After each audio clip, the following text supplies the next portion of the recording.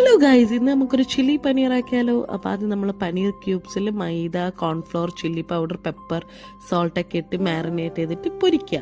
അങ്ങനെ നമ്മളിത് ഈ ഇൻഗ്രീഡിയൻസ് ഒക്കെ നമ്മൾ സെറ്റാക്കി വെക്കണം. അപ്പോൾ ആദ്യം ഫസ്റ്റ് നമ്മൾ ജിഞ്ചർ ഗാർലിക്ക് ഇടുക, ചെറുതായി അരിഞ്ഞത്, പിന്നെ സ്പ്രിംഗ് ഓണിയൻ ഇടുക, അങ്ങനെ പച്ചമുളക് ഇടുക, പിന്നെ അതൊക്കെ ഒന്ന് സോട്ട് ചെയ്ത് വരുമ്പോൾ നമ്മൾ ഓണിയൻ ക്യൂബ്സ് ആയി അരിഞ്ഞത് ഇടുക.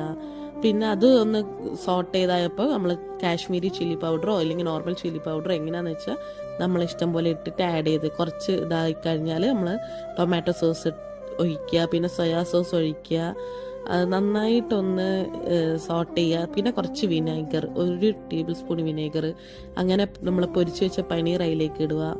അങ്ങനെ നന്നായിട്ടൊന്ന് ഇളക്കി വരുമ്പോൾ നമുക്ക് എത്രയാണ് ഇത് വേണ്ടത്, ക്വാണ്ടിറ്റി വേണ്ടത്, അതിനനുസരിച്ച് നമ്മൾ കോൺഫ്ലവർ വെള്ളത്തിൽ മിക്സ് ചെയ്തിടുക. അങ്ങനെ നമ്മൾ പനീർ കറി റെഡി. ബൈ.